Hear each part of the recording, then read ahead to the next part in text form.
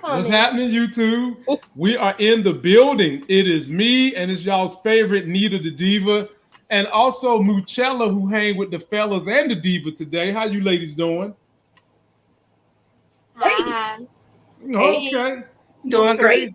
Oh, we're all doing great. And ladies and gentlemen, we have come here to try our best to entertain you with a show that has had ebbs and flows. Yes, I am talking about Run the World, Season 1. This will be our Episode 7 recap. But we also got a little bit of other entertainment for you. We're going to review The Tomorrow War starring Chris Pratt. We've all seen it, and we think it's pretty good. A little better than what critics have tried to say it is. It's the #1 movie on Amazon right now. I liked it. I liked it too. I thought it was good. It has some concepts in there that I liked. But at the same time, it did have one element in there that was kind of predictable. But that didn't take away from the overall experience of the movie. The overall cinematic experience of the movie was very, very good. And I feel like if Amazon had a movie theater, that would have done well in a movie theater, especially if it was like 3D. Summer blockbuster. Yeah, or if that was like 3D IMAX or something, that would have been a great 3D IMAX type of movie. Yeah, so we'll review that. Full of explosions. It was just like so big and bombastic. It was like, entertaining. Right. It definitely was entertaining. Like I said, they added a twist on one of the time jumping concepts that I thought was very, very well done. And I mean, just to give you guys a little preview of it, hell, I'm a girl dad. So I was about that life, but I'll leave it at that. That was one of my questions for you too. Oh, but definitely. When we get to it, I'll ask you it. Yep. And we got Larry. He said he's having a little bit of technical difficulties, but he'll get in here, and we better get to it before he get in here, because y'all know what happens when my boy Larry get in here. boy. And just for Larry, ladies and gentlemen, we're also going to have a section of the new show that I'm doing called DaFuk. And DaFuk can be all kinds of crazy stuff that happens in the world. We break it down, re-review it, and if we can find humor in it, we go for it. All right, ladies, let me give you guys an opening clip, and let me shout out everybody in the building. Right now, we're still building our audience. We've got 15 in the building. Can we get 15 likes? Can we get 15 shares? And let's get this thing started. And so my opening clip deals with my girl Sunday. She's my favorite female character on the show. And she's going back having to discuss something with Professor Sleep Your Way to the Top. Here we go. So you're here because you need a new advisor, or you're going to have to leave the program, correct? I've read some of the chapters of your dissertation. They're compelling and well written, but I was wondering why there aren't any women in your research sample. Was that intentional? I mean, I came here to study under Dr. Powell, and his focus is on male mass incarceration and generational trauma, so I explore how mass incarceration has forced Black families to become matriarchal. Fascinating. I'd love to read what you've written on that. Well, I haven't really started yet. I was planning on expanding my focus once I finished studying under Dr. Your dissertation is the first indicator of where your lifetime of scholarship will focus. You have to start your career in your own voice. Everyone already knows what Matthew Powell is passionate about. Okay. So I went from, I thought she was a helter-skelter character, to now they're actually giving you a little bit more background into that particular professor. And I could see where she could have some great roots in helping young women just off this one little scene. But we'll go ahead and we'll start with the introduction. And so they start out, Sunday and fiance, are sitting down. They're watching the opera, and they're just chatty today. They're just talking. And the daughter's like, would y'all shut the H up? But they're chatting because he wants her to go ahead and engage the professor and get back on the straight and narrow. Nita, I'll come to you first. How did you feel about the opening scene? The opening scene was cute enough. It was it didn't really say much to me. It just said like there was some kind of tension that was going on between the two, and the daughter must have been catching some whim of it, and she was just kind of like annoyed. That's what I just thought. She was just annoyed.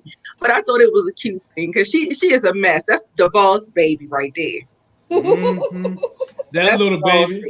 That little baby is a ball of fire. But you know what? She seems to have a good relationship with Sunday, and Sunday has a good relationship with her. Mm-hmm. Moochie, how'd you like the opening opera scene? I like the ballet. I like that she is into the flesh color shoes now for the black girls. I like that. It seems like Matthew was trying to get her to talk to Professor Donna Baptiste, because he seems like he wants her to work with her instead of the other guy that he said looked like he said he's a weirdo, like a weirdo here like Cornel West. I don't think that's the only reason why either. I don't think so either. I think he felt intimidated. I agree with you. Yep, I felt a little tinge of that. You think that the professor is intimidated of the other professor? Yes. Could be. I felt a little bit of that. Like why you don't want her to be mentored by him? By another male. Yeah. That's all I was saying. Just just by her history, he already know how it go. Okay. Well, that'll parallel us to the very next scene where she's in here with, what's her name, Moochie? This is Donna Baptiste. She's in there with Professor Baptiste.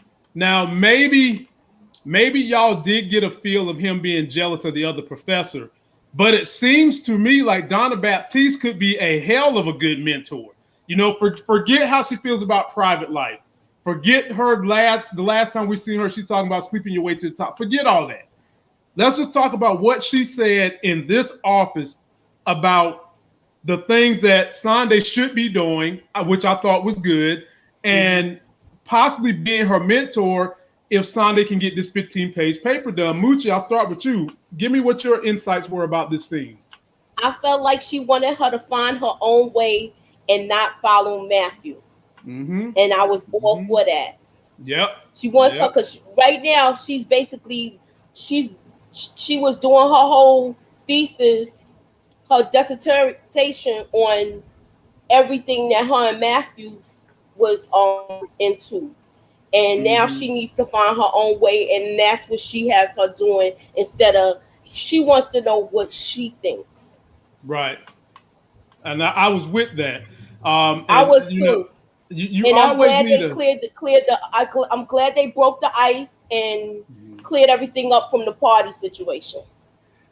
I'm glad that Professor Baptiste wasn't a butthole about it, because she could have been a butthole because she's in the position of need right now. She could have really just, racked shop, acted like an arrogant but she didn't, which tells me I think that she sees something in Sunday that she feels like she can water that seed and it can grow to be a red oak. Give me your opinion on it, Nita. Yeah, Sandy is so intelligent. I love her mind. And I think Professor Baptiste does as well.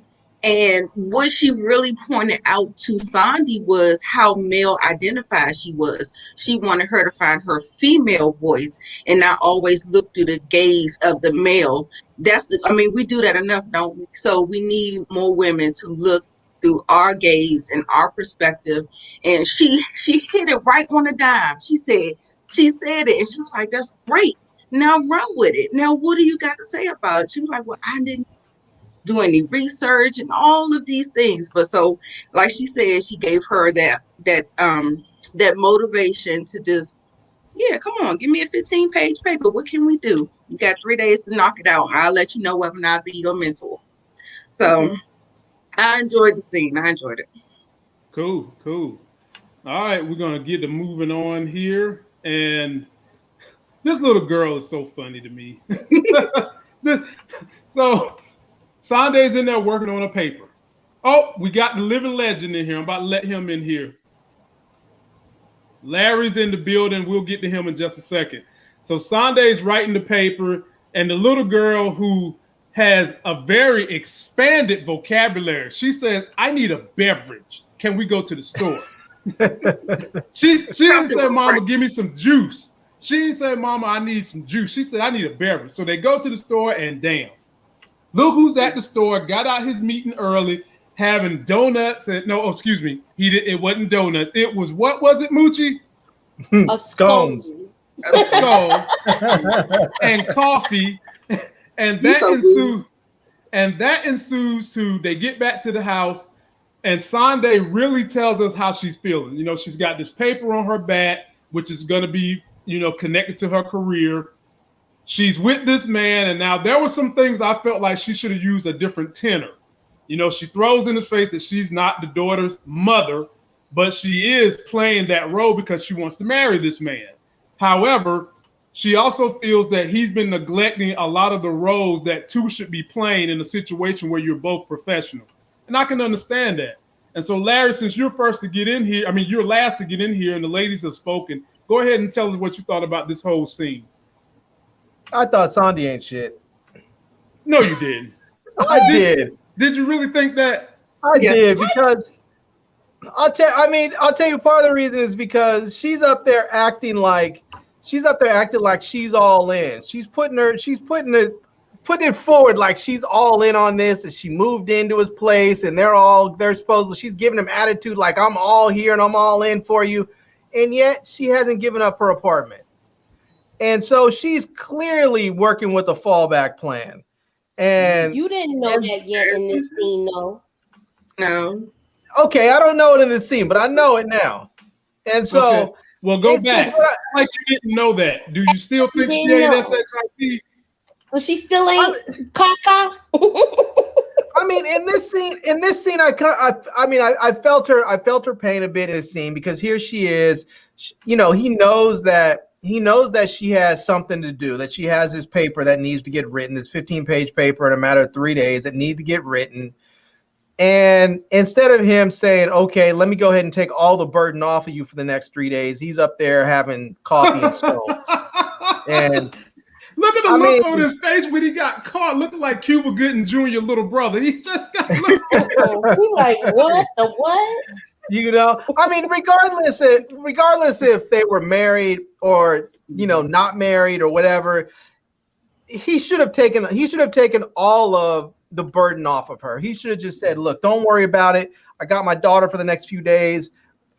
That's his responsibility anyways. He should have been like, I'm going to make sure you have food to eat and whatever else you need for the next couple of days so you can get this done, because he knows that she needs a new advisor. And this is the thing. It's not even like he's doing this in such a way where he's like, oh, well, if you don't get this done, you can write something else or whatever. No, if she doesn't find a new advisor, she's out of this program. And all of that time, all of that energy, all of the money that it costs to go through this program is for naught.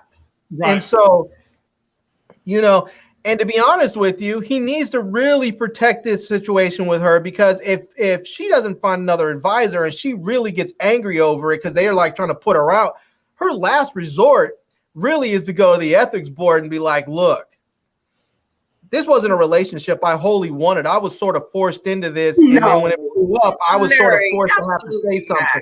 That's what I'm not saying that's the right thing to do, but that would be something she could do. And there's plenty of people that would do that. If it came down between him or her, a lot of people are going to choose. When it comes down to you or someone else, a lot of people are going to choose themselves.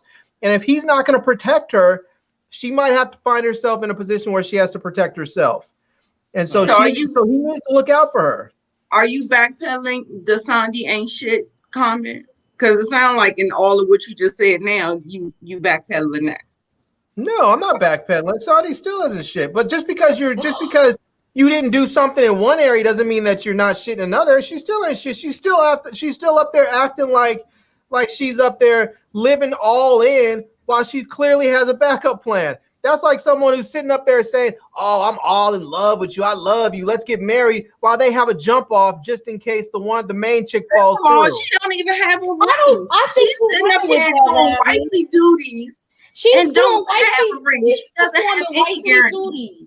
You guys are both talking over each other. I'm sorry. Well, Nita, I'm gonna come to you now, Nita. given the current situation with Sandy, what do you think about this particular scene? I would say I understand what she was saying. I think she kind of, I don't want to say went overboard, like in how upset she got. Like she really, really, really got really upset. So I think he's reasonable enough to have a conversation with. So, I didn't agree with her about the way she came, what she was saying. I understood exactly what she was saying because, like I said, she's performing wifely duties and she is no wife. And there's no guarantee. So I don't have to be all in unless I got a ring on my finger and I have a guarantee. Because what they say, you single till you not.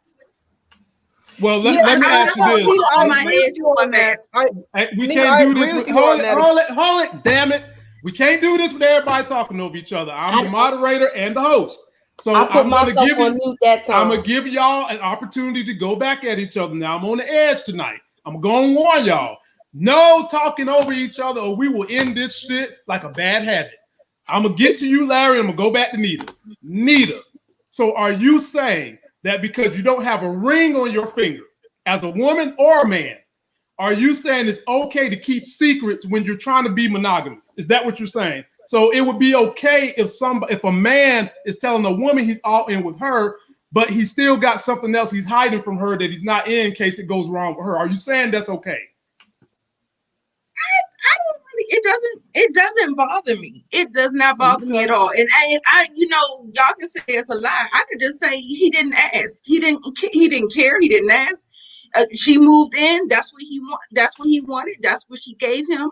I don't think she owes him more than that. I don't have to sell my place. Or what if it didn't sell yet? Like, what if there are some things like, well, she did say later on, I ain't trying to put my track shoes on, but she did say that she was holding it.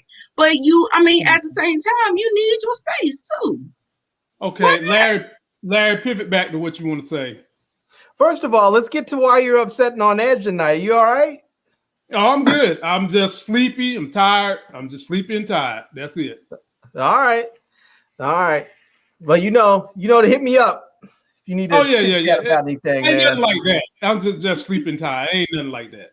All right. Well, this is what I had to say is that, when he asked her to move in and they talked about going all in with their relationship and they agreed that they were going to do that. And now it turns out that she's not. So it's not just a matter of he didn't ask. They both talked about it explicitly and decided that that's what they were going to do, except that's not what she did. And so, but she did though.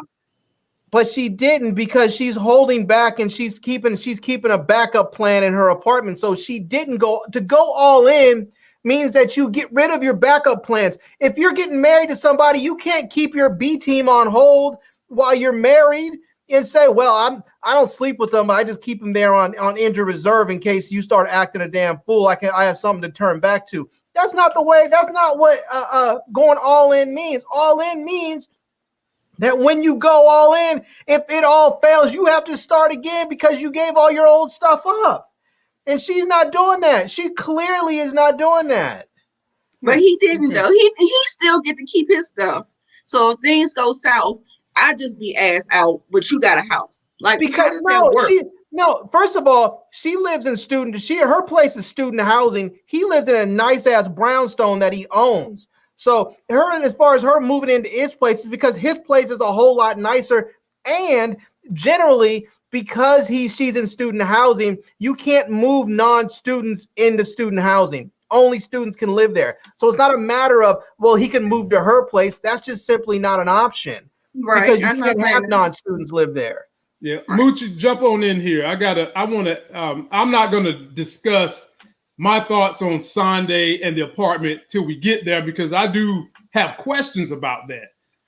And the questions I have was truths and lies she revealed in that scene when she let Whitney in her own house. But Moochie, just break down this particular scene right here. With this, I feel like she did have a right to say what she was saying because she is performing duties that a wife and a mother perform. And he knows that she has to get her dissertation together for school, and it's very important so she can stay there. And even though I think it was just like a little misstep.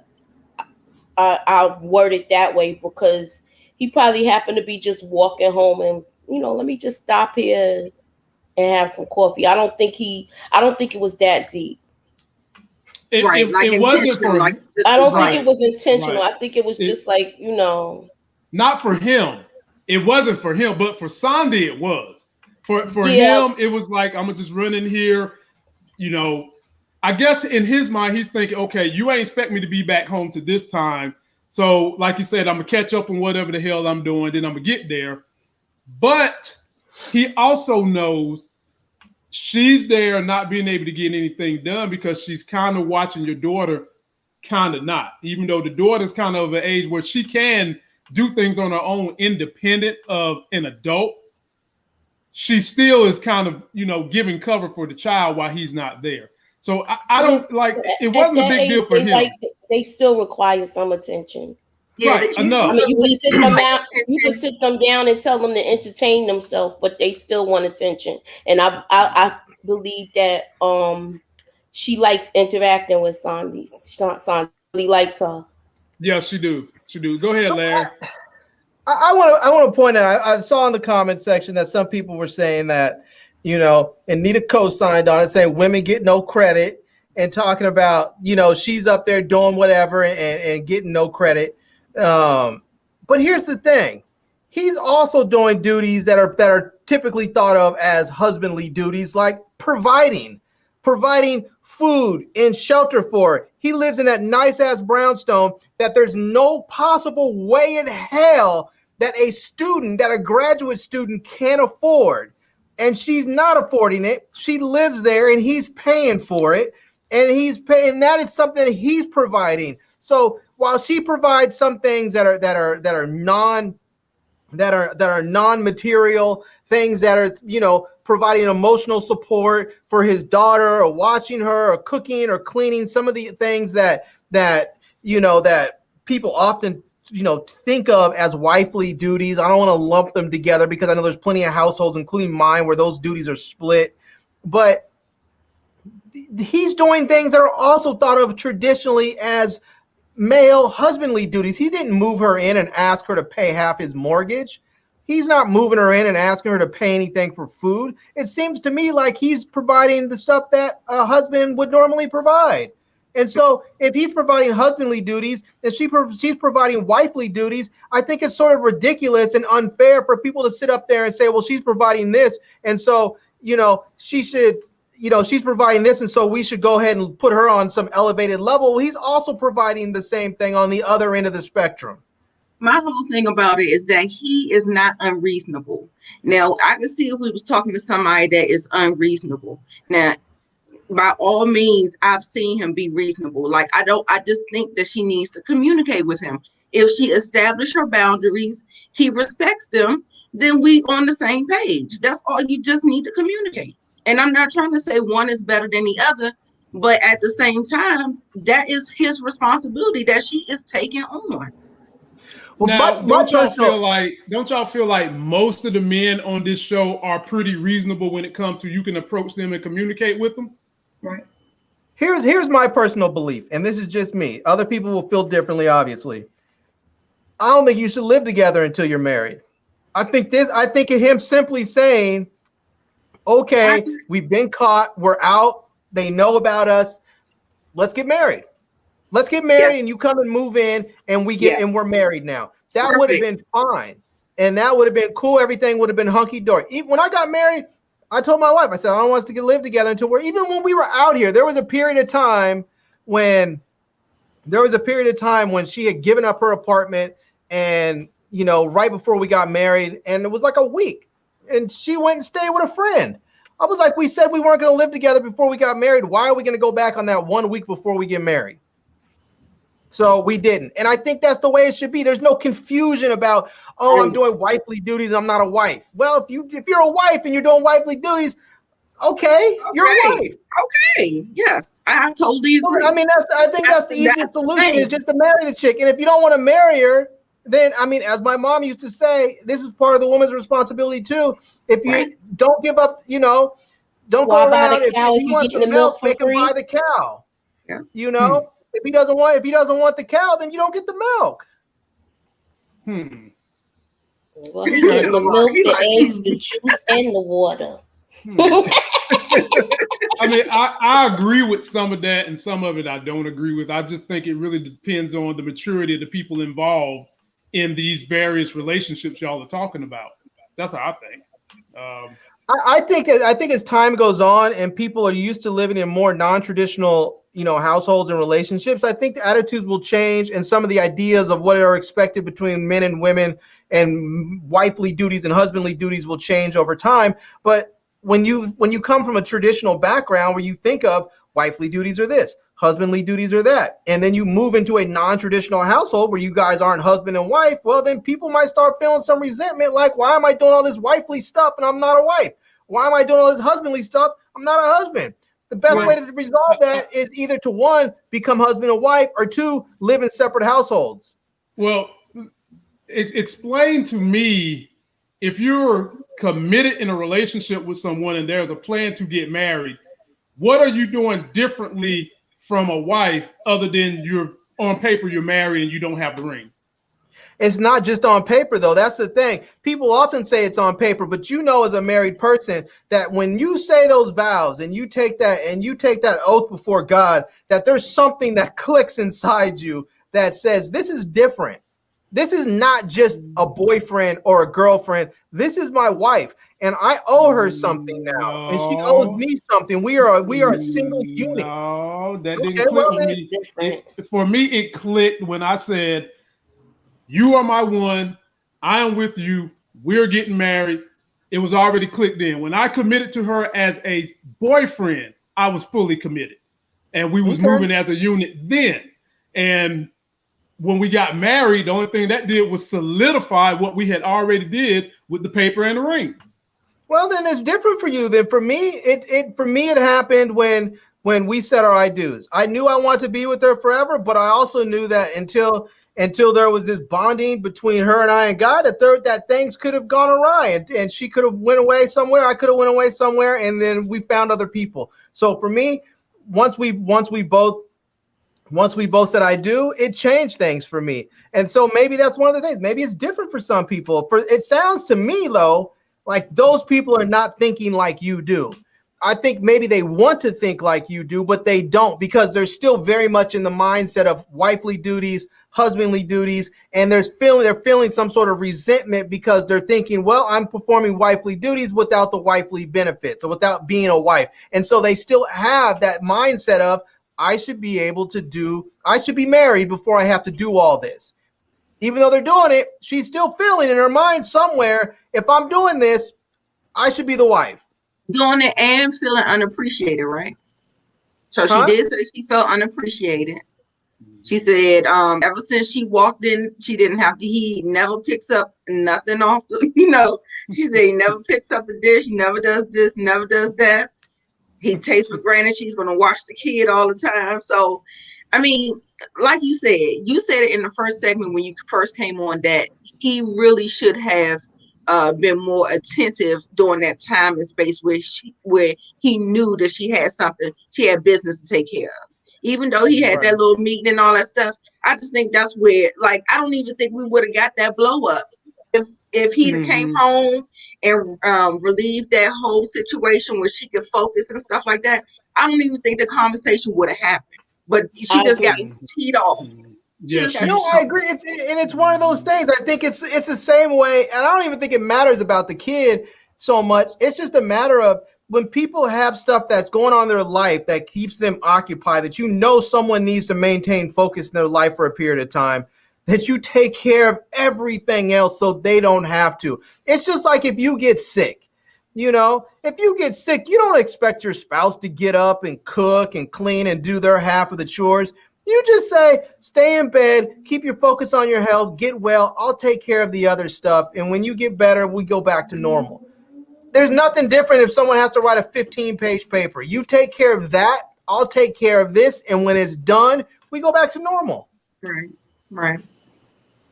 All right. Moving right along. We've got Renee, little cutie patootie Renee. who's headed to some kind of affair where there's a strong male actor and a group performing. And look who gives her a call because she's feeling lonely right about now. She's lonely, drinking wine, eating donuts and brownies, and got her hair tied up. And she wants to go, and our girl is like, nah, you're not going. So she didn't even drink out of that. Go back to that photo. She didn't even drink it. You see any lip gloss rings on that glass? She just poured that wine. I think she just poured it. Yeah, she just poured it. And I'm surprised she's not drinking out the bottle. She's gonna have to finish drinking it.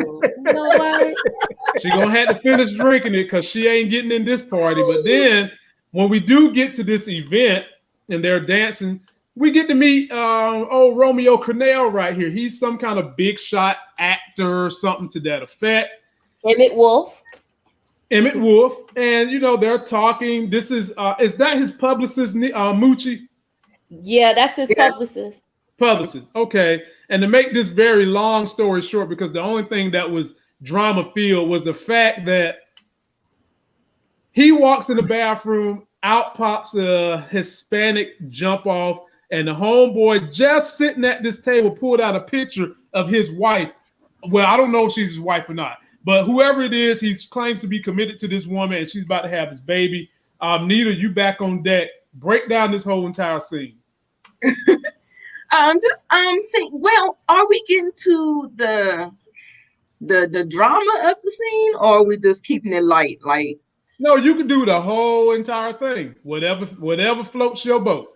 Okay, so yeah, once we got to the only thing I really care about was when we got down and we sat down and Mr. Hollywood man said he was expecting a baby. Mm-hmm. And then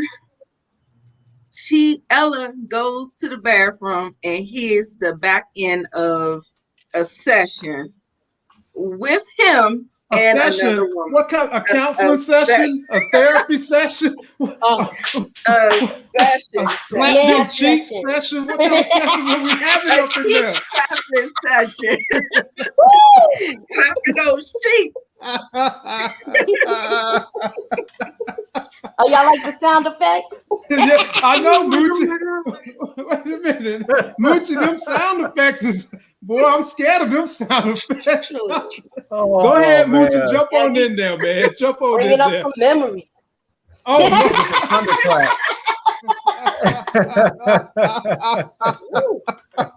I digress. Oh, goodness. Go ahead, Moochie. What you got to say about the situation? No, I didn't. Other than your sound effects. Oh, I thought she was done. No, she's not done. Oh, my bad, Nita. Oh no, I mean I guess I was. The thing is that the whole big riff. I wonder, do y'all think she should have wrote the story to protect her friend? Because her friend invited her, and she knew the friend was gonna know exactly how it happened. Came from. She knew all that. She knew all that. I was like, here's the problem. The very next scene, her boss is basically telling her to acquiesce and just run the story anyway. It's going to be the biggest story for her website and all that. So, I mean, what do? Do you listen to your boss? Do you make a judgment call and be like, I'm not ratting my friend out? What do you do in that situation? What does the consequence look like, though? I don't know. No, we don't know. All right, Moochie. All right, so now they go to this listening party, and I've been to one of those before. They're really good when you hear new bands and stuff like that. And it do be celebrities, and they had like a closed session too. So you're gonna see a whole lot of there. Wait, what's that? Is that more your sound effects? You're gonna see some more there. Okay. Oh God, I shouldn't have did that, right? No. But I can't even get away from it now, right? Mm-hmm. But what I was saying is he shouldn't have took out that doggone baby. Don't picture her pregnant. He's telling all his business. But I guess he felt like he was in good company. Mm-hmm. Because like I said, it was a private session, and that whole after thing was private too. So even the Rolling Stone people done left. So she was the only person there from media. And then this girl brought her in off the strength of, you my friend, so I want you to come to this. Yeah. And so Yeah, I didn't I didn't like what she did. Yeah. I thought it was foul. And I'm not gonna run no more. When we get to the next thing, I'll elaborate on it more. Okay, Larry, jump on in there. I just want to say that this was just another example of Renee's stupidity and her lack of impulse control. That's Huh? That's Ella. Stella, whatever. Yeah, her. It's just another example of her stupidity and lack of impulse control and lack of forward thinking. I mean, as somebody who used to work in the music industry as a photographer and had been around plenty of people, been on tour buses and in studios and in small listening parties and VIP sections of clubs and all that stuff, and seen all the stuff that goes on, what she should have been thinking about is, okay, I just saw this.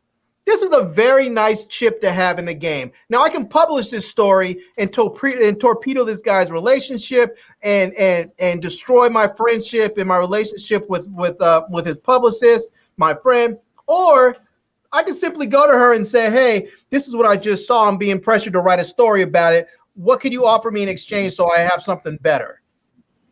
And now all of a sudden her publicist is like, let's get you some exclusives. Let's get you something else. Let's get you forget this one story. Let's get you 5 or 6 other stories, not with just this artist, but my other artist as well.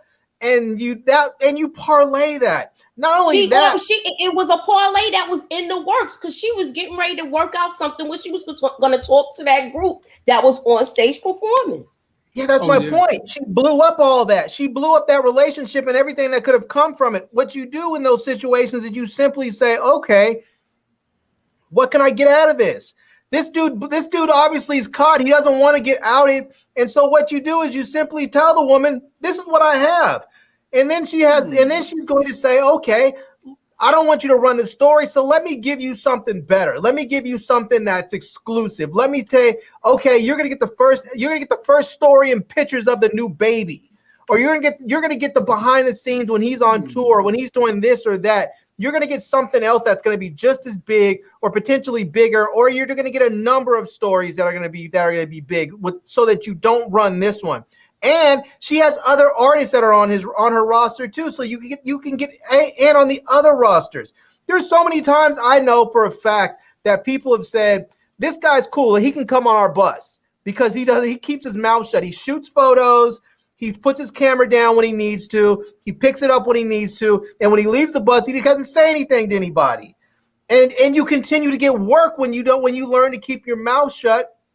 And when you see something so big, or you take a picture of something so big, you learn when to tuck that photo away or tuck that piece of information away, and you tell the publicist that you have it. So the publicist will then say, okay, cool. Let's just get you out to this next thing and the next thing and the next thing, so that you never have the desire to bring that thing up.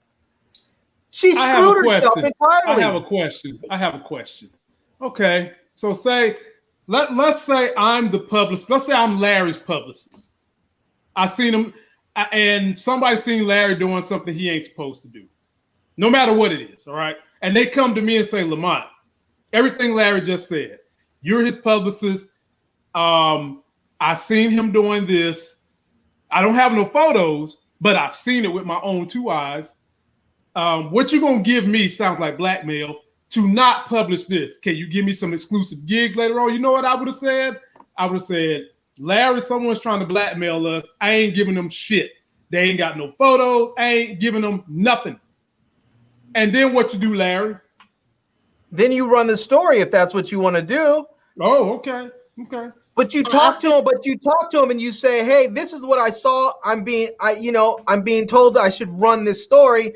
And then you give them the opportunity to make you an offer to say, no, don't run the story. How about we give you something else? How about we give you an exclusive somewhere? You know his baby's about to drop. Why don't we give you an exclusive profile on him, his wife, their at-home situation, the new father, new mother angle, all that. Send a photographer. You get that angle, and you keep the other stories quiet. I mean, you know, salaciousness sells. Happy home, kinda. Well, like, Happy home sale, like, you know how much money they may get some traction, but not like the salaciousness will. Nah, the salaciousness stuff sells quickly for a hot second, but I can tell you right now for a fact, people will pay, for instance, somebody may pay $50,000 for a picture of, you know, Ben Affleck cheating on his wife with some random chick or leaving a club with some random chick. They will pay millions of dollars for a first look portrait session with him and his wife and a new baby. That's the cover of magazine stuff that people will pay $1 million. In fact, they have. People will pay that. And so, I mean, yes, salaciousness does sell, but the whole happy family first look at a baby, people love that stuff. They eat that stuff for dinner. I mean, it's just. I think she screwed herself, and I think she screwed herself, and I think the magazine screwed themselves. I think they should have just simply said, "No, we're going to parlay this into something bigger."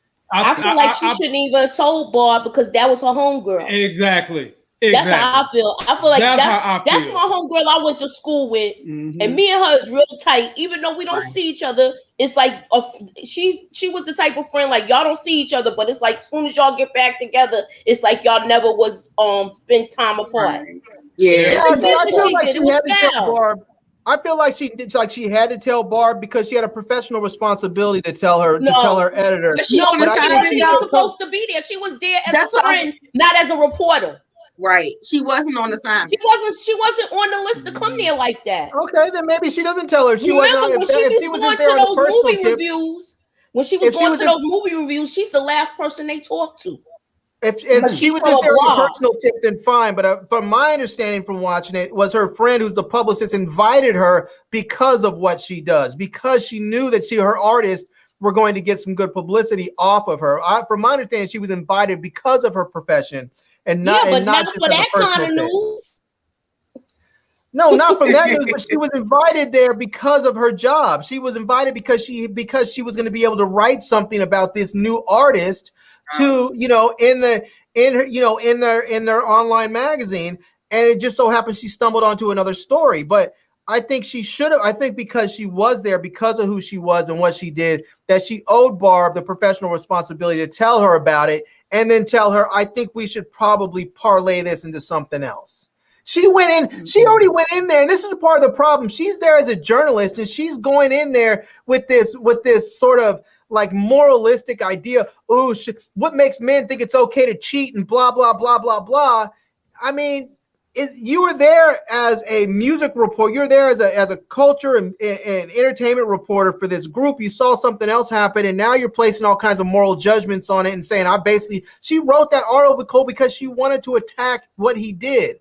She wanted to attack him as a man and his cheating, not because she wanted to really write that story because she thought there was some real value to it. She just wanted to attack him and his cheating. What she should have done is taken that and used it to get more out of him and the other artist on that publicist roster. But she didn't. She screwed herself. And now this woman's saying that I'm going to F you over and I'm going to run your name through the mud in this industry. And anytime somebody says no to you or they're pissed off at you, that's coming from me. And she didn't need to have that. That's why she should have kept her mouth shut. That's exactly right. That says it right there. Kept her mouth shut. I invited you here off the strength of you being my friend. Not for an article, but yeah, I'll give you a feature for this group. That's how it happened. She didn't come near to doing her job. She knows what she does, but it wasn't for that. Because the only group that was there was Rolling Stone magazine. There was nobody else there. So check this. So after she's having this conversation with her editor, she takes it on, and as Larry said, he does have a point about this.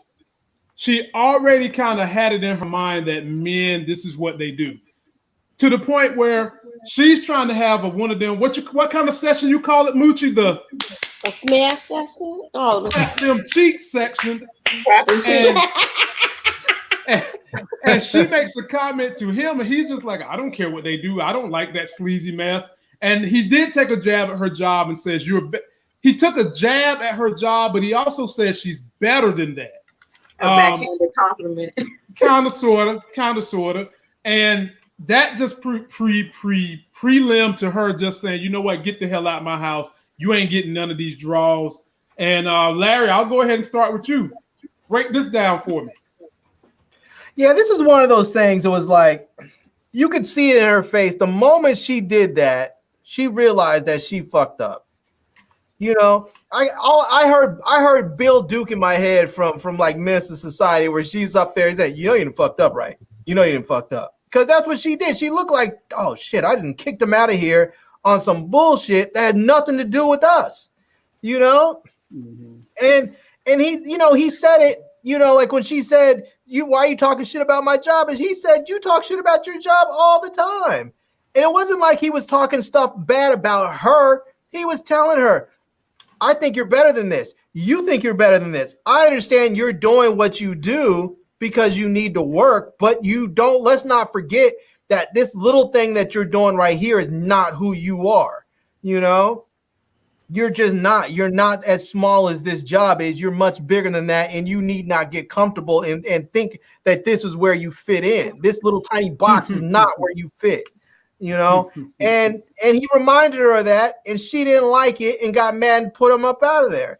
And you know, I think that was just sort of stupid and ridiculous. She's gonna regret that the next day even more when he, you know, because he's gonna be. I don't think he's that sort of. I don't think he's that petty and revengeful, but he's probably gonna be like, look, you can't do that. You can't just say every time you get upset, get out. F you, get out. That's not gonna work for me. You know. Okay. Nita, you next on deck. Talk about the scene where Renee just had what she saw on the brain, so much so that he couldn't even distract her with clapping the cheeks. Right. I saw that comment. That's Ella. Okay, so with this scene, I don't know why she is so career driven. It's not even like that's what she really wants to do. That's not her passion. That's not even what but I guess she's one of those people, one of those type A people that your career, whatever you do it to the best of your ability type thing. So I don't know why it was so heavily on her mind like that. And yeah, that backhanded compliment did not help. And what is it with her and not finishing her sessions? Like she be quick to throw a nigga ball. Yep, I was gonna say. Is that like the third time?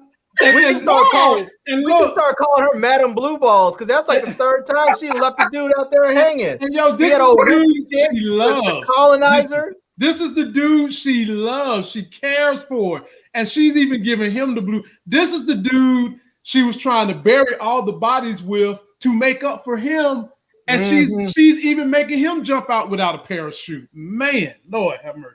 I have to tell you, when I look at all of these women, I think to myself, they don't deserve good men because they don't know how to act. They don't know how to act with a good man. They will take a good man and destroy him so that he doesn't look at women the same way anymore. They don't deserve good men yet. They need to work on themselves and then get a good man. Only Sunday, I'll say, deserves a good man. But other the rest of them, she's communicating with him constantly. She let him know whatever's wrong with her. Mm-hmm. Except one time. Except for one time that we know of. If you hide in a whole apartment, hey man. Yeah, I have a problem with that part too. But we'll get to it. Yeah, we'll get there. Go ahead, Moochie. What do you think about this? With her, she always leaving somebody in mid-stroke. You know what? Let me tell you what they could do with that. And nowhere am I saying this is something you could do. Sometimes you get someone who's in mid-stroke and then you wind up having a Mike Tyson situation. And I just got a feeling that the fact that y'all picked up on that she keeps leaving people mid-stroke, I have a feeling they might add a little drama in this thing and have a situation like that where she think somebody might, I ain't gonna say they're gonna do it like that, but they're gonna like, you're not leaving this room till I get off. Because she has done that with every man she's been with. Don't be surprised if y'all see that. Go ahead, Moochie. cutting dude off in mid-stroke. I don't understand why would you mention this stuff now? While y'all doing it? And he sat there and listened to the whole conversation with her and Bob, and you could tell he was agitated by it. He was. He was agitated by it. Like, why are you even gonna do something like this? Like and she even like, well, what about the girl that's having the baby? You know you about to mess up somebody's life right now. To upset her, right? Yeah. Now it'd be messed up if the girl lose the baby now that just came out in the story. But what dude also says here, we don't know what kind of agreements they have in their relationship. You don't know if they have an open marriage. Bob was saying they had some kind of open relationship. But you're gonna go ahead and put his business all out in the street because you think his relationship is not how relationships should be. You don't know. She might have been like, "Look, sweetie, I'm pregnant. I can't have sex for the next 6 weeks. I know you have needs. Go out there and enjoy yourself. Just don't bring anything back home with me." You know, and so he might have been out there doing that, just having free, meaningless sex. And now she's about to put his whole situation on blast. I can tell you right now, if a woman was to allow a man to have that situation, she do not want you in there clapping cheeks in the bathroom.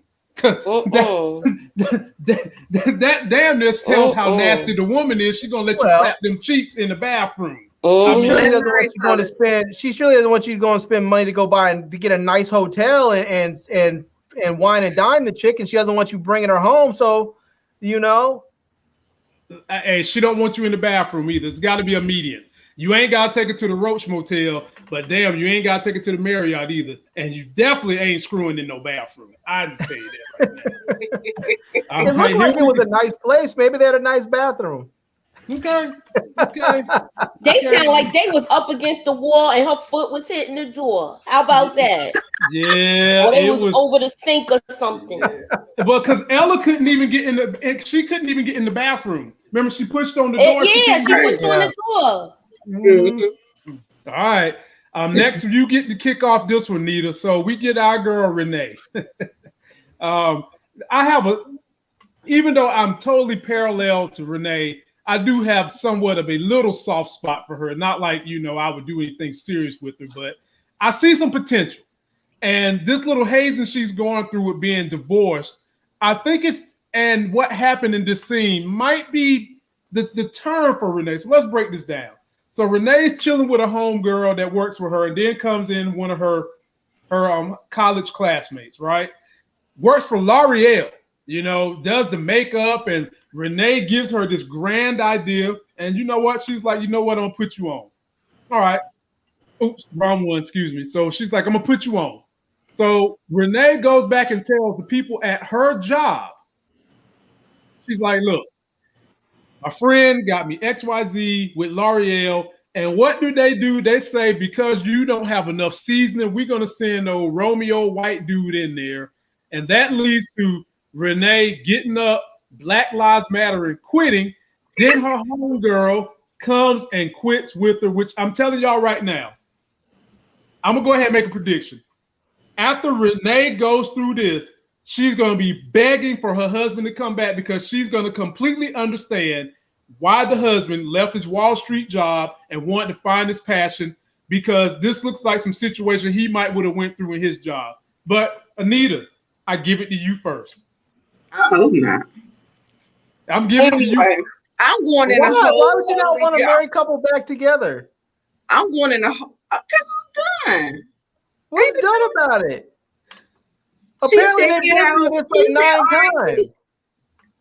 What? She said leave. He said peace. Done deal. Sometimes it's not worth going back, because sometimes when things, folks will just throw stuff away, like throw years away, like it meant nothing. You can't get your time back. I'm a firm believer of that. So anyway, I'm going in a whole nother direction. I was thinking that maybe even she could open up her own firm, because she already knows the job. She's just, because patriarchy and whatever. Or she could work with the lady at L'Oreal, and maybe they can put her on, because I don't even understand why the hell would you give the job to a white man? What the hell does he know about makeup? Like that doesn't even make any sense. You could just tell it was just misogyny, the reason why they dated, because that didn't even make any sense. She thought she was gonna be up for partner, so obviously she didn't put the time in. Oh my goodness. So I'm hoping either she go with the girl from L'Oreal, or I hope her and the white girl open up their own firm and give them a run for their money. That's coming. I'm telling you. That's what I'm hoping for. That's coming, but it's going to also make her. It's going to really also make her understand why her husband quit his job and was trying to do the band thing. I'm telling you. Jump on in there, Moochie. Okay, with this scene, when they gave the position to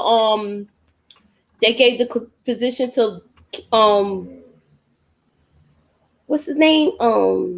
Doesn't matter. Yeah, it doesn't matter. White boy Rick, white boy Right. Danny. His name You was can call him. Hell, you can call him Mitt Romney if you want to. He didn't even know where to start. She had the whole pitch and everything. So I feel like he doesn't know anything about the makeup thing, like what Nita said. Right. She did, and I'm glad she spoke how much she sacrificed for this job. Mm-hmm. Because she said, I sacrificed my whole 20s for this place. Time, which you cannot get back. And look what she had to do. Exactly. She had You to can't walk get away. time back. And You gotta walk away. I like the way they walked out. I was laughing. I was cracking up. Yeah, when she was like, Maya Angelou. Black Lives Matter. Black Lives Matter. Now what's and up then with I'm dropping the microphone. What's up with the cornball? What's up with the cornball? Who's going to watch them go out? He just went. Yeah, they was like, stay strong. And he was like, it was the best. Jump on in there, Big Larry. Yeah, I mean, it looks like they're probably setting it up to have her and the white chick start their own shop. And that's cool. Maybe in the TV world, that'll, they can start their own shop and land this L'Oreal account. But in reality, L'Oreal is likely not giving a major account like that to a two-person startup firm. It's just likely not going to happen. It's too much. It's too big and too much for a startup firm with two people to take that account on. So they're probably going to go with somebody else. Probably either stay where they are or they'll find another firm. Now, it wouldn't. If it was a small spinoff brand, maybe they would work something like that, especially if her friend does get that promotion, because she said next year she's up for senior VP. Then she probably is in a position where she can actually greenlight those types of deals. But right now, she could probably make the recommendation, like she said, let me take it to the big bosses. She can make those recommendations, but she's not going to be the one that says yay or nay on them. So, I get why she got upset about it. I also understand, I don't know how much experience this other dude had running major accounts versus Renee. I know Renee made a pitch. Apparently they liked the pitch, but I don't know how much experience they, because they basically said, we want you to work with him and on this and learn and get the experience. It sounded to me almost like what they were saying is, we want you to promote, we want you to run this stuff, but we want to know that you can do it.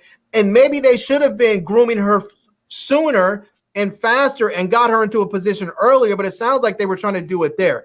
The way that she went out, the way she got out there and screamed and cursed everybody out and stormed out of there like she had a temper tantrum, I wouldn't want to work with her.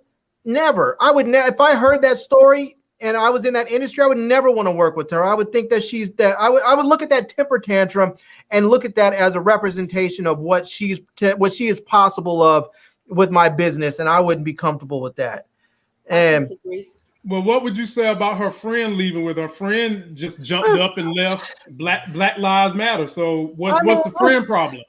The friend, let's be real with the friend here. The friend is a rich ass white chick that can afford to do that. If you don't recall, just a scene or two before that, she was trying to equate her to potentially having to sell her handbags to having to sell her place in the Hamptons.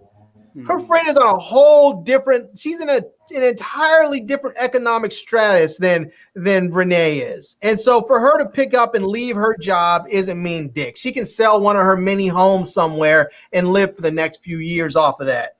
That woman doesn't need that job. She probably keeps that job just to keep her mind busy.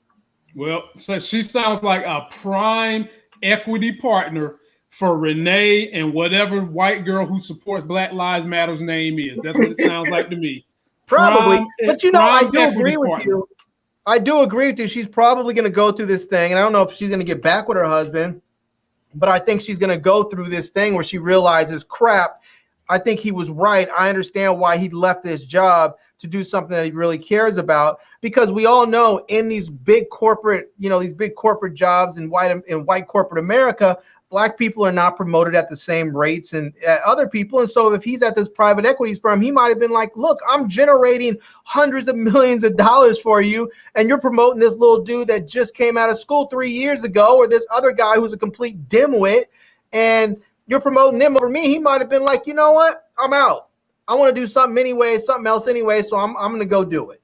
So maybe she does end up actually understanding where he's coming from. I'm not sure that they're going to get back together because she seems like she's wholly selfish and self-absorbed. So, but this is the shakeup right here. This is the shakeup right here, because you're not going to be able to have those same traits when you're partnering with someone to start a new business. Trust me, I know.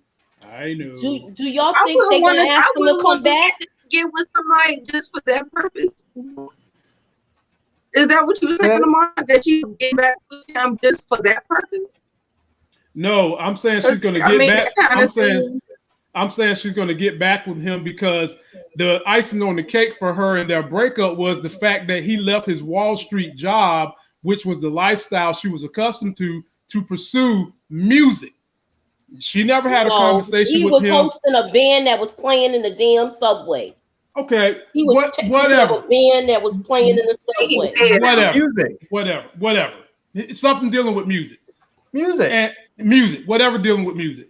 And now that she can kind of relate, okay, maybe someone was holding him back, even though he was making good money, and he didn't felt like they was utilizing his true potential.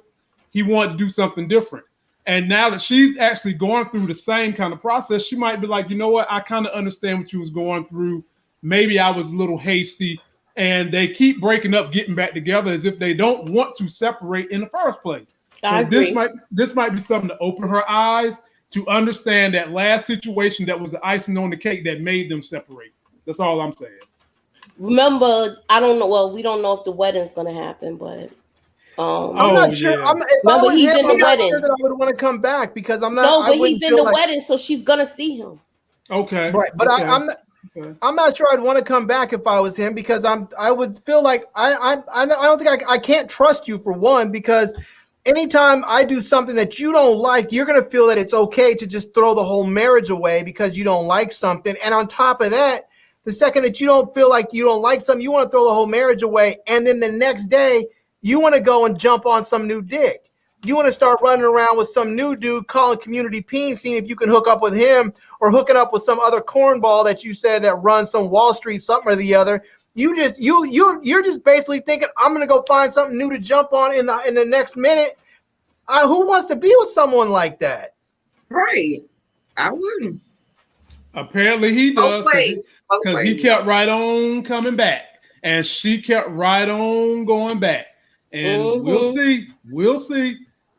Next one is coming your way, Nita. This is almost to the grand finale. Almost. We're not quite there. We still got one more to go after this.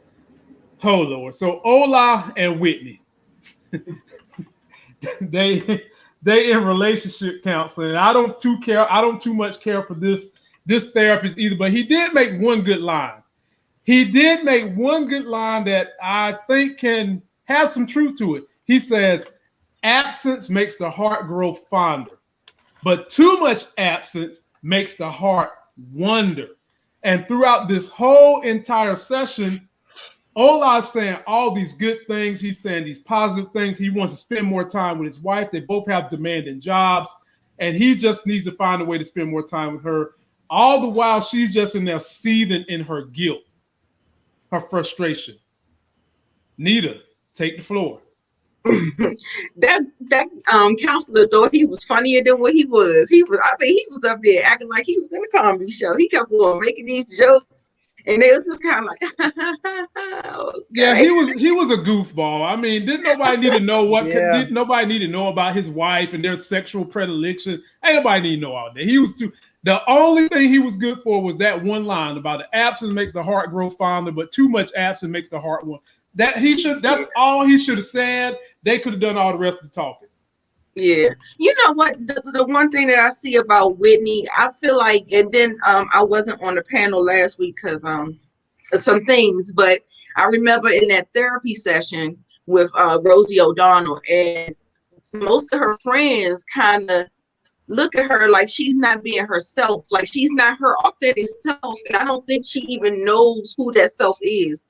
Like, I feel like she puts on a facade and she puts on what society what she thinks that everybody wants. She's trying to make people happy. She's a people pleaser. That's why that guilt is eating her up.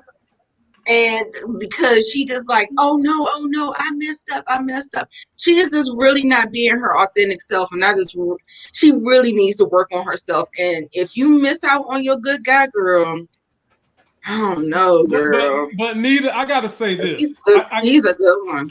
I gotta say this now. Yes, he's a good guy. But if you're not ready to accept and be with a good guy, there's no point in you getting with him. You just gotta have to tell yourself, I wasn't ready. And I don't think we're gonna have a runaway groom. We're not gonna have a runaway bride. We're gonna have a runaway groom. He's not gonna show up. That's what I think. Okay, Moochie, jump on in there. Right now, when they had that conversation, he was like, it's stuff that she's being distanced towards me. And she's already guilty. She's already a perfectionist. Mm-hmm. So once he said she's not, I'm not, once he said the comment he made, the guilt really set in with her. Because she was like, oh, we don't argue and this and that, and everything's perfect, la la la.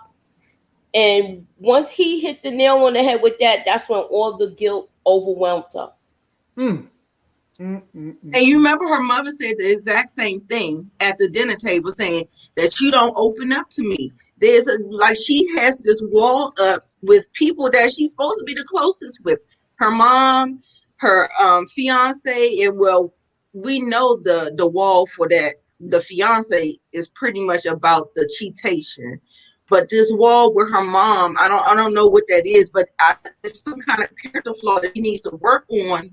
To, like I said, she has to find herself. I don't think she really knows herself. She's just like, playing these games and playing what she thinks she's supposed to be and not really being who she really is. And she need to find that out. Mm-hmm. It's another point I want to say, but I'm trying to wait for the next thing to happen before I mention it too. Okay, here we go. Well, Larry, I'm gonna swing it to you. And take a look at the therapist family. Oh, he's got a cute little family. His little wife, his little child right there. Oh, he should have flipped that around so they can see the spectacle that is Black love. Yeah, I like this. He's got Black Jesus in the background. Yeah, He's got the black prayer hands over there on the corner. Yeah. I mean, the two of them, they look fantastic together. If I saw them walking down the street, I'd be like, that is a good looking ass couple right there. Right. Mm-hmm. And this is the thing for me that really bothers me about the way they're doing Whitney's character is that she's guilt-ridden right now about what she did. And there is one thing to do something bad, and it's something entirely different to destroy your spouse or your boyfriend or girlfriend or friend or anybody else so that you can assuage your own guilt.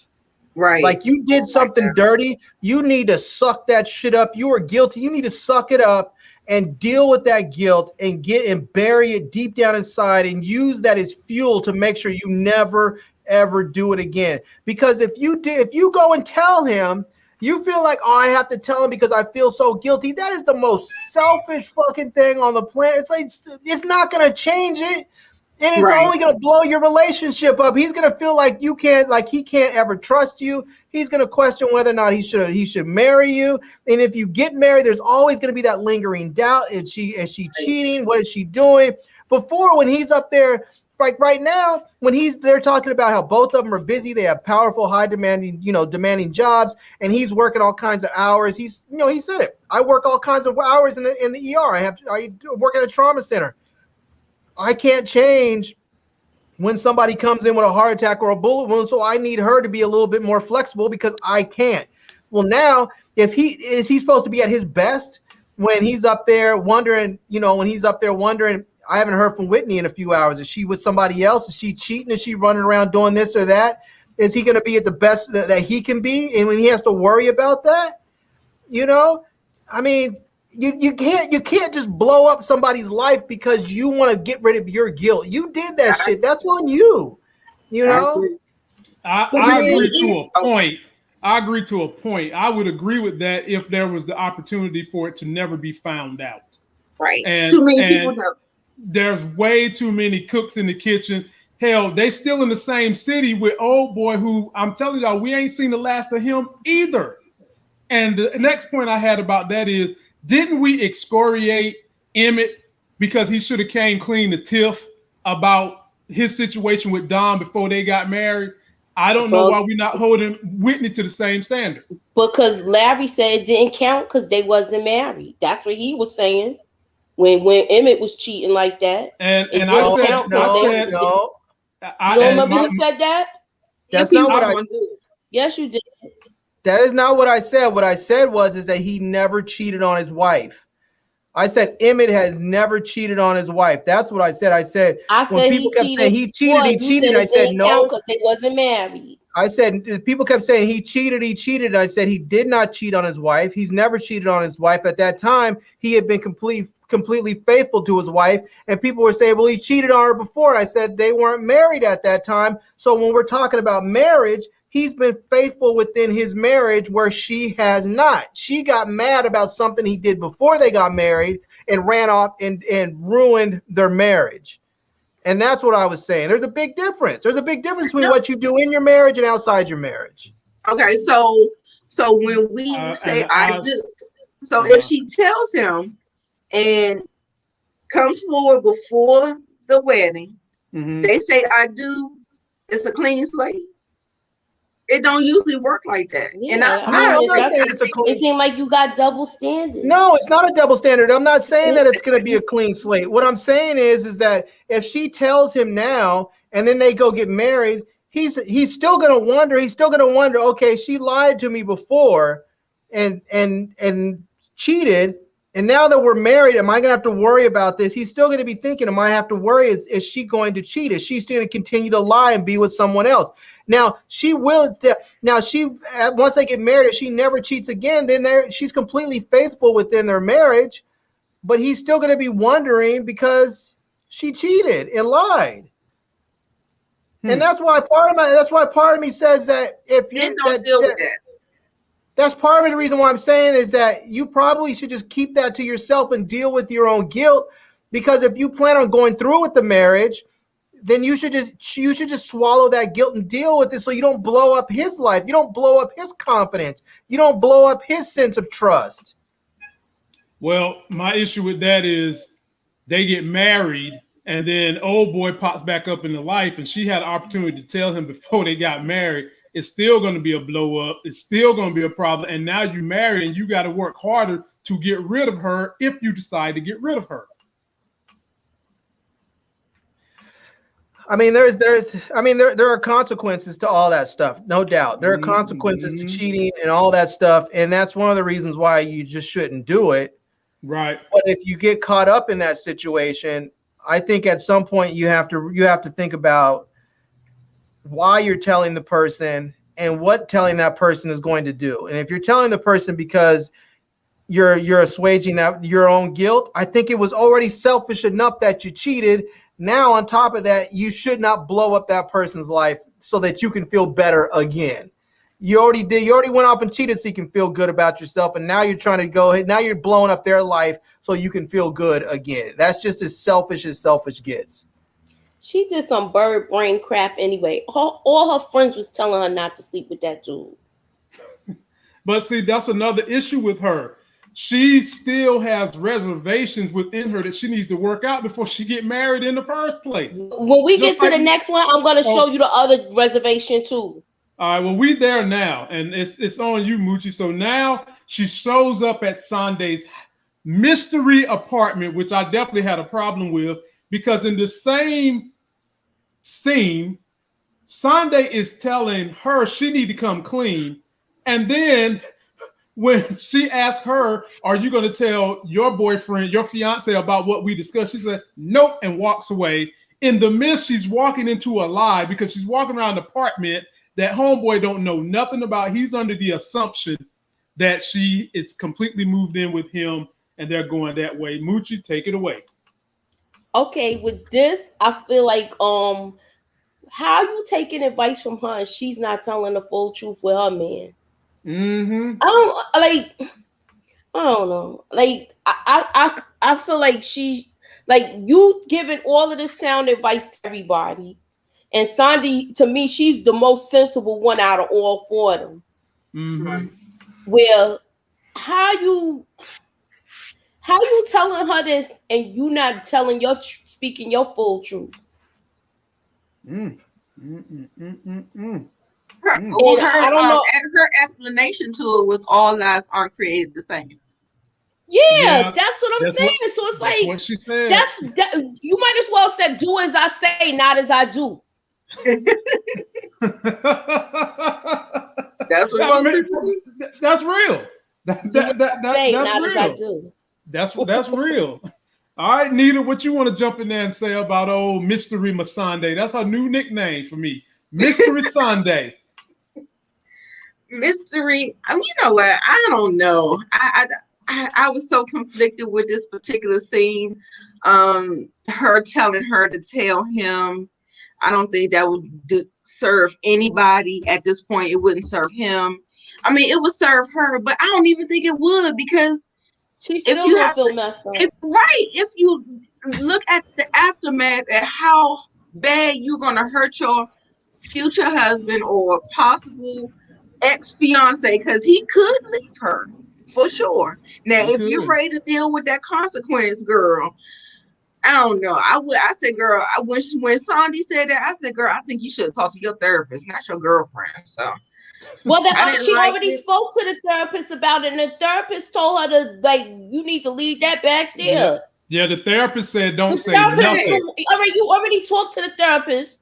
You talked to Renee, and I feel like Renee gave her the best advice. Leave this here and take that to the grave with you. Right. You already talking to a therapist about it. Why you need to keep bringing it up? You already know you messed up. The only reason is that this is not one of them situations where if they're going to get married and plan to move on the other side of the continent, go for it. But they still living in the same town where Community Peen live at. And these friends know about Community Peen.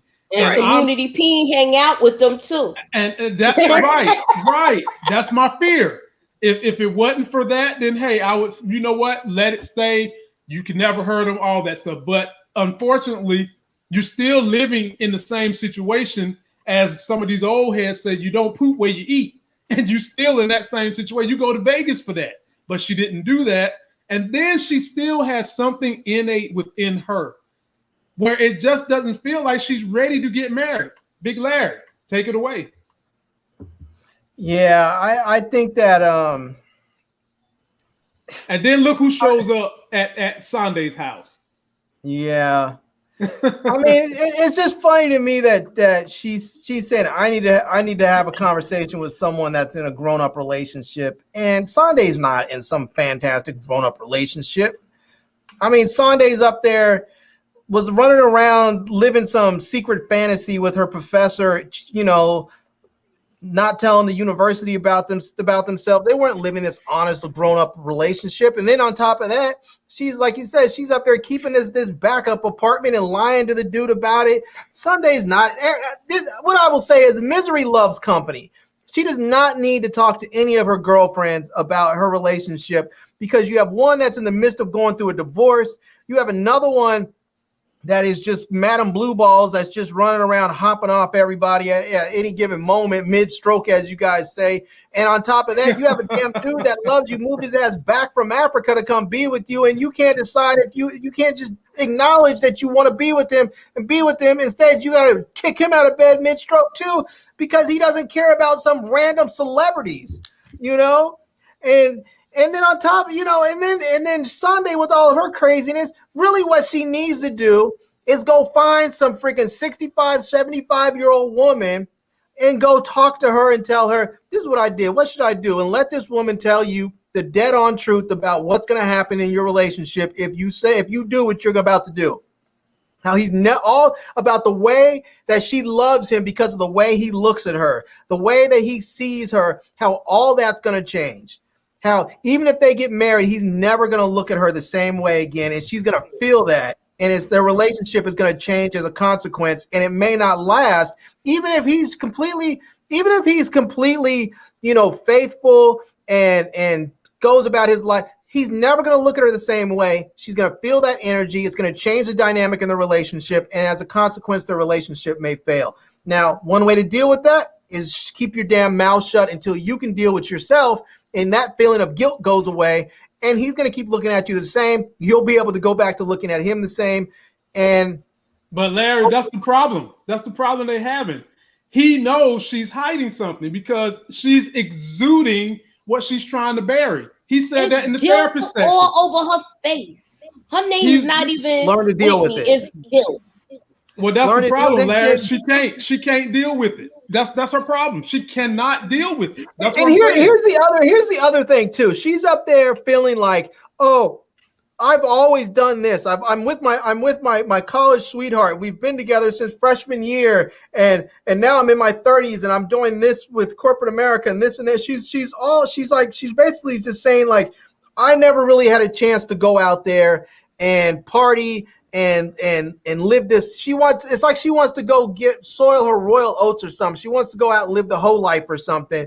And the thing that's crazy is that she has this idea in her head that she's never had the opportunity to do that, except you did have the opportunity to do it, except you met a good guy and you decided that the good guy was worth more than the randos that you would have been out there at the club with or whatever else. So you chose, no, I don't want the rando dudes. I want the good dudes. So that you made a choice. So you had the opportunity. You chose not to do it. You know? Like I had the choice when I was younger to go out there and be a freaking drugged out asshole and hang out with gangbangers. I decided that I would rather have a future. And so I didn't do that. You know? And you make choices. You don't then in your 30s sit around and say, oh, now I want to go try and live this life. Because whatever life you thought you were going to live, that wild side that you thought you were going to experience in your 20s is not going to be the same in your 30s. It's just not. First of all, your body's not equipped for it. You're not going to go party all night and come home at 5 o'clock in the morning, get your ass up, go to your corporate job all day, and think that you're going to be able to exist doing that every day, partying day in and day. Can't do that. You can do that when you're 20-something. Can't do it when you're 30-something. Like the girl's already been out partying. I don't feel like she's lacking that. She's not missing that. I think that there's an element of her life that she doesn't really know what she really likes and what she really wants in life. And so I don't know. I don't think it's about partying. I feel like she don't want to get married because she don't want to give up her career. And when they showed that scene with the guy saying he had all her clients and she was closing the door like when she ain't want him in the business because she had her little assistant taking thing and she was like, don't let him do anything. You got this. And you know what? I like her little assistant like a pet. Her little assistant. Yeah, she was like, cute. Oh, that's when the guilt really set in. Of course. So I don't know, but we'll leave it there so we can try to get in a little bit of this Tomorrow War, from Amazon. Please leave us your comments on how you feel about Run the World. Do you feel like it picked back up this episode? I did. or are you looking forward to a season 2? It depends on how it ends. Yeah, I was just getting ready to say that. Depends on the finale. Depends on how it ends. So I'll tell you what I would like for them to do. I would like for them to pivot for at least an episode or two, and let us allow us to like these girls, because they have done like with that show Girls with Lena. What's her name? I think it's Lena something. Was it not? Oh, I forgot the chick's name. The Lena Dunham. I think her. When they had that show Girls set in New York, you started off where you kind of liked them a little bit. There was one or two that you actually liked. Lena Dunham's character was completely neurotic. I never liked her from the beginning. But there was two of them I liked on that show. And then as the show went on, you liked them less and less and less. And it got to the point where you didn't like any of the girls, any of the time. I hope it don't go that way. But I feel like this show, they have started that way. I feel like they started the show where I didn't like any of the girls except for Sandy. That was it. That's all I like. You better hope that Ola's sisters don't get at her.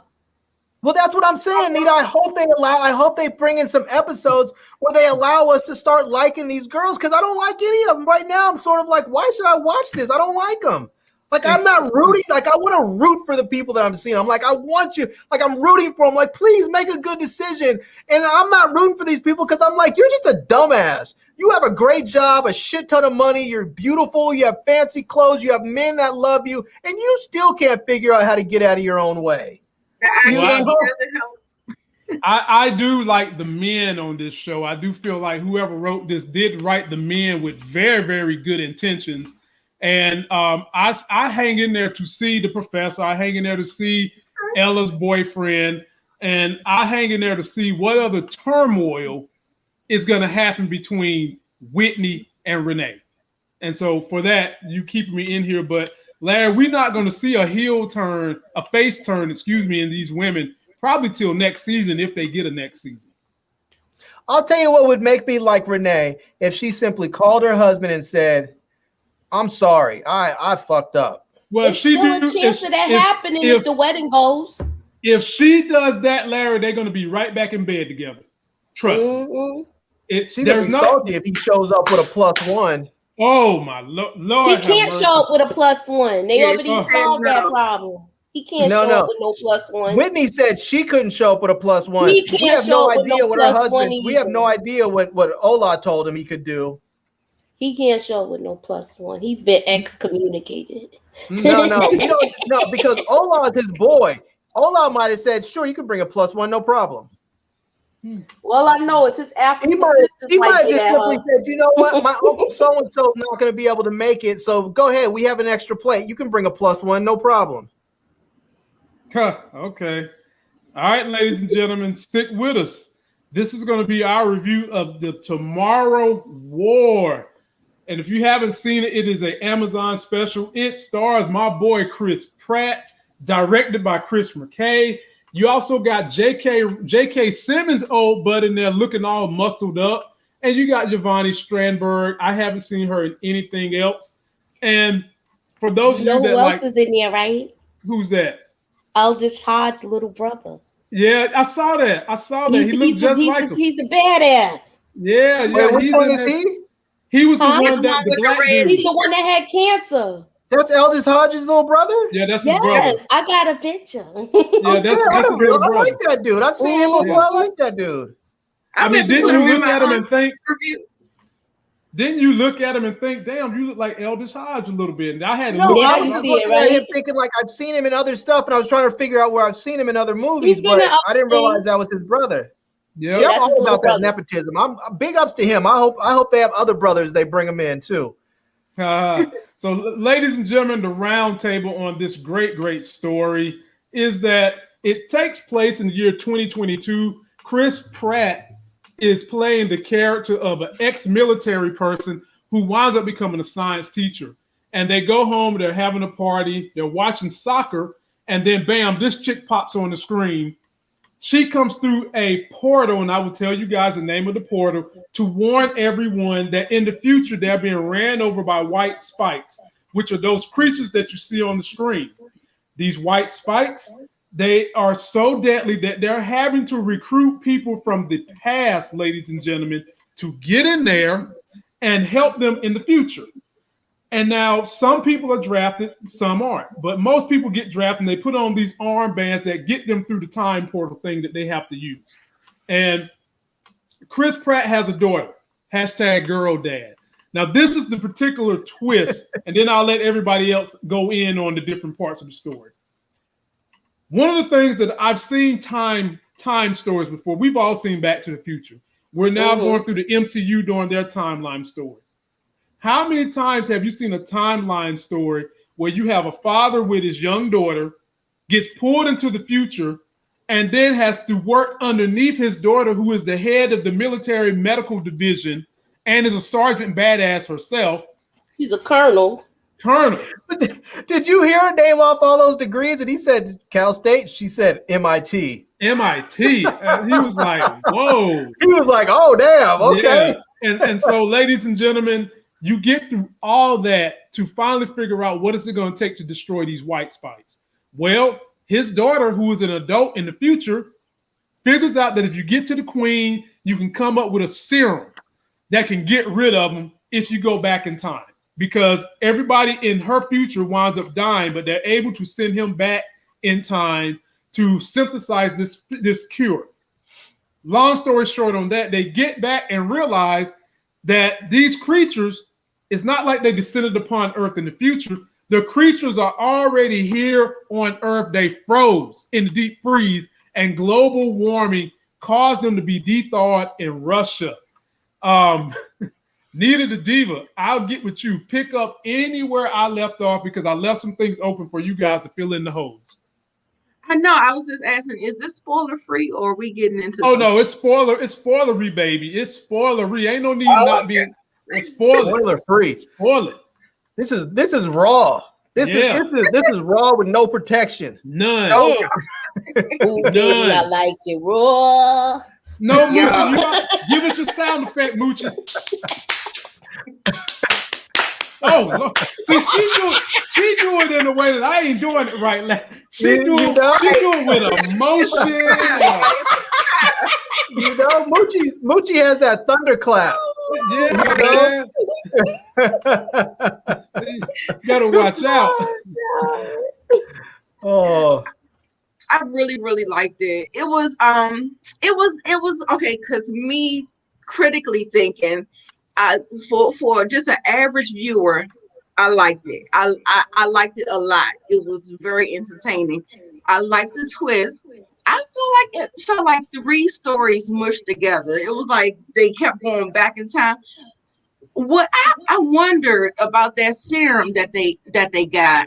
Mm-hmm. The serum, I thought that they were going to use it when they actually came.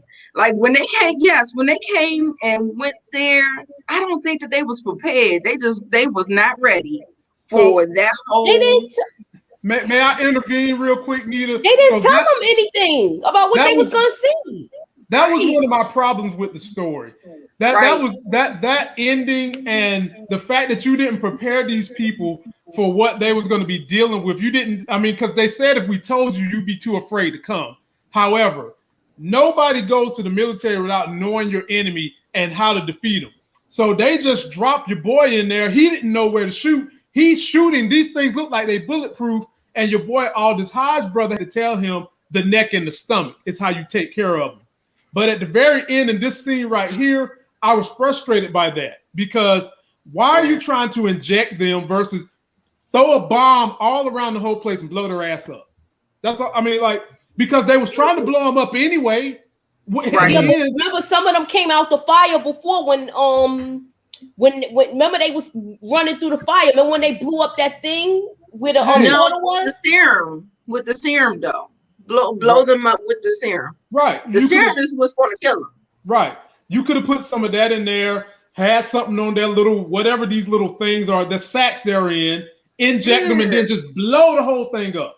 Blow it up. You didn't know how that was going to go. You don't know how that was going to play out. I just felt like I was like, oh no.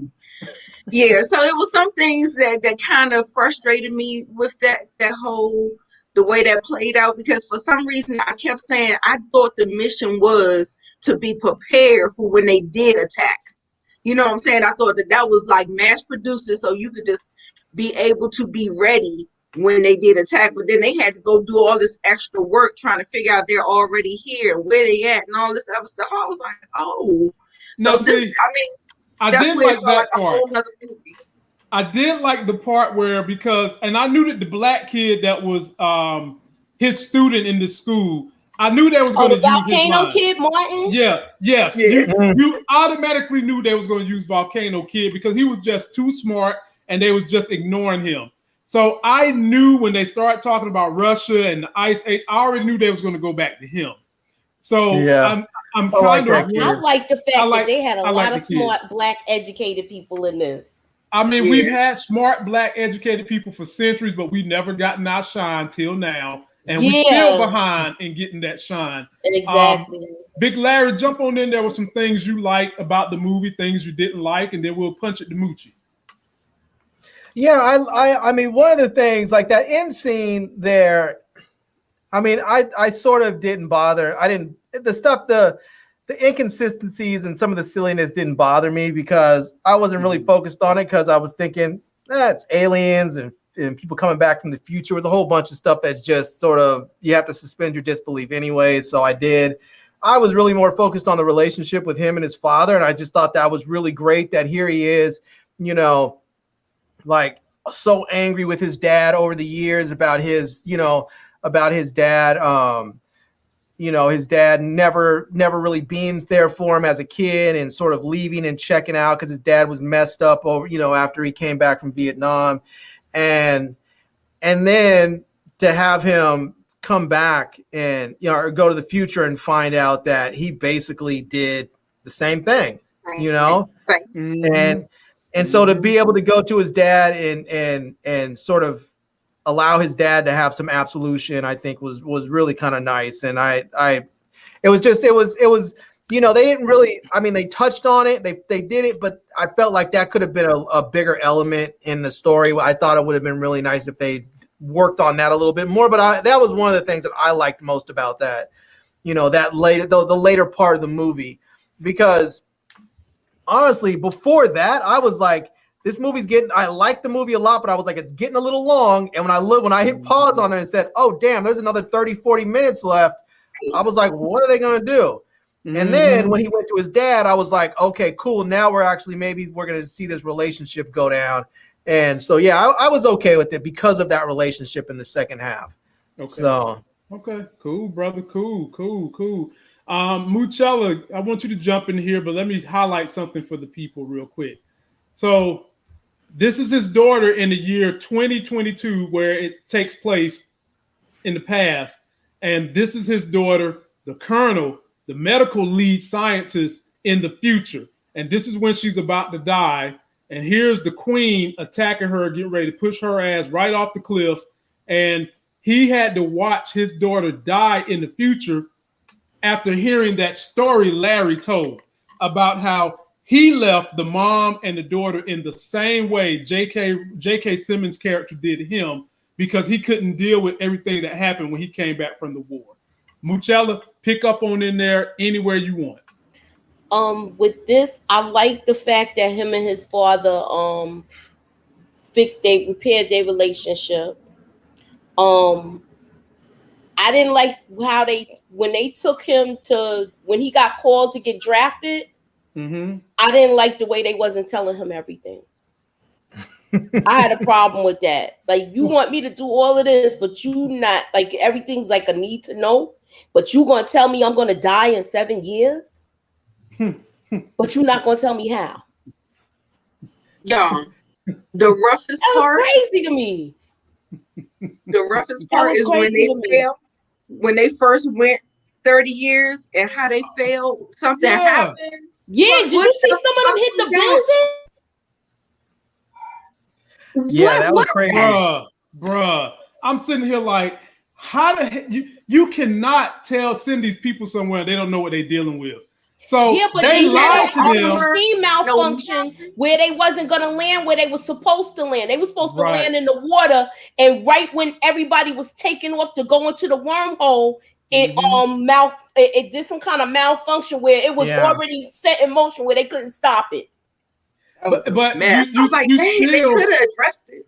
you still had these people thinking that they was going to be landing no more than 7 to 5 feet above ground, because that's what they told them. They said wherever you land, it's going to be no higher than 7 to 5 feet. Now, 7 feet is shack. That's still a long way to fall, depending upon how you fall. But you got these people thinking they're going to land like that when they go through. It's called the R force. That's what they're calling their little time jump system and all that. When they land through that, they're thinking, okay, I'm gonna be good. These people was hitting the top of the Empire State Building. Some of them. They thought they was gonna land in the ocean. They was hitting buildings and shit. And then when they did land, Larry, this is what you had to look at. These things that shoot white spikes that can go through concrete. So you know they're going through flesh and bone. Right. They ain't had no armor, no nothing. Nothing. The only thing you had was a tracker. They gave they you didn't even give them helmets. Nothing.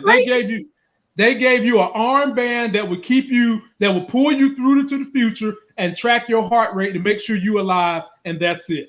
But I've got to ask you guys about this character right here. What did you guys feel like he added to the story? I'll go with you first, Larry.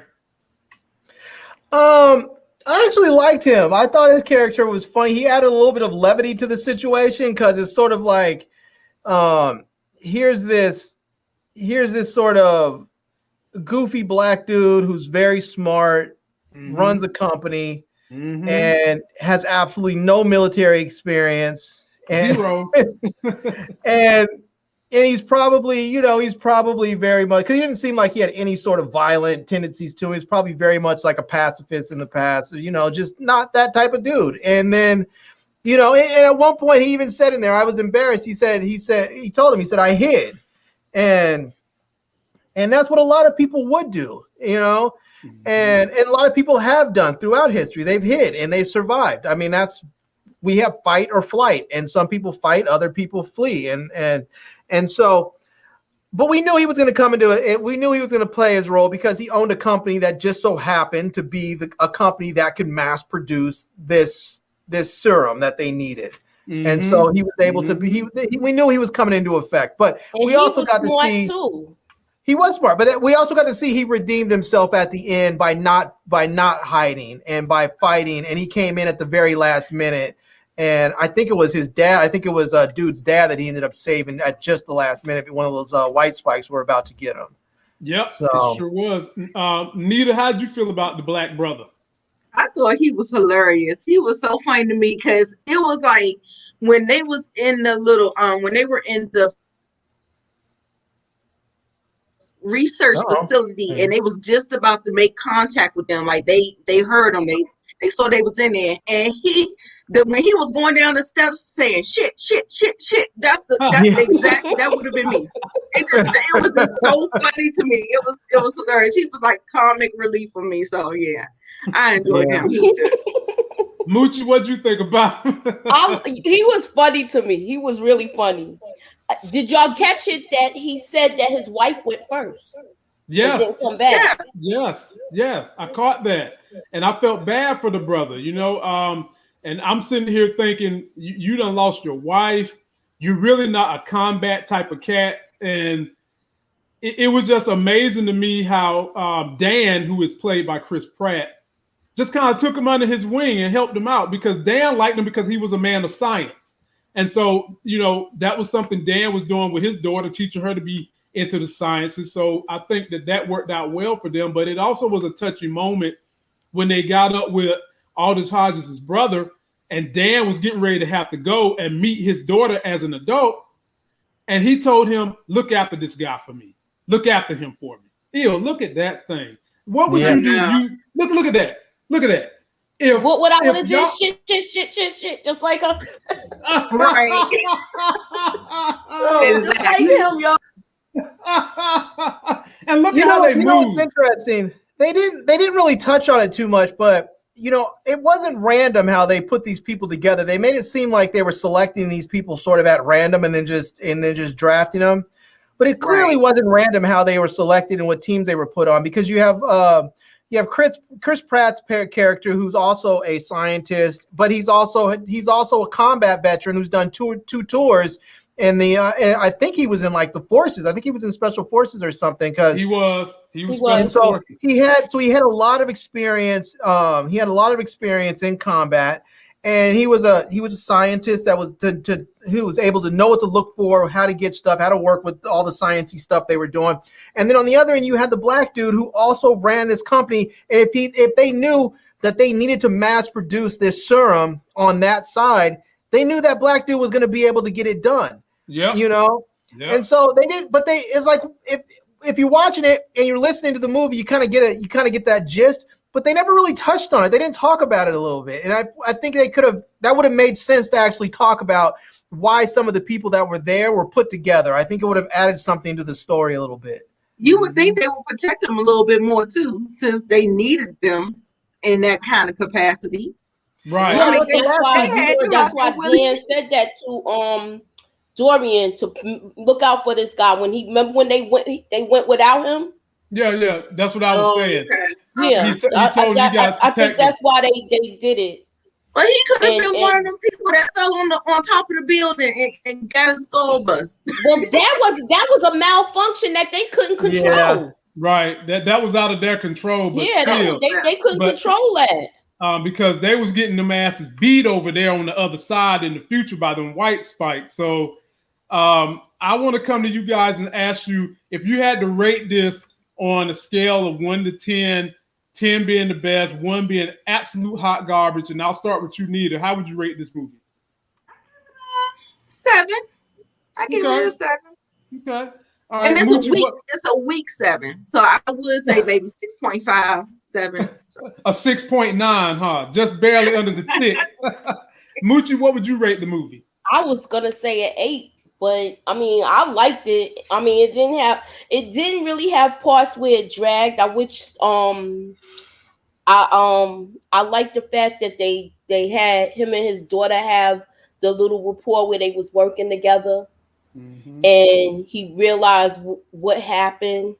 He found out how he died. Mm-hmm. Yeah, they said that up really nice. I like Dorian's character because he was a badass. Where he was just like, "Yo, I got 6 months to live, and I'm not gonna live it, I'm not gonna live it back at home where I'm waiting to die." Right. Yep. Yeah. So, what would you give it, Moochie? I say an 8. Okay. I'm gonna stick with an 8. I can stick with that. Larry, you got last dibs, man. What would you give this movie? Yeah, I'm gonna say I'd probably give it about a 7.5. It was good. Wow, 7.5. My goodness. Yeah, wow. It was good, and it was entertaining. It definitely had some flaws to it. I think it was probably a little bit too long.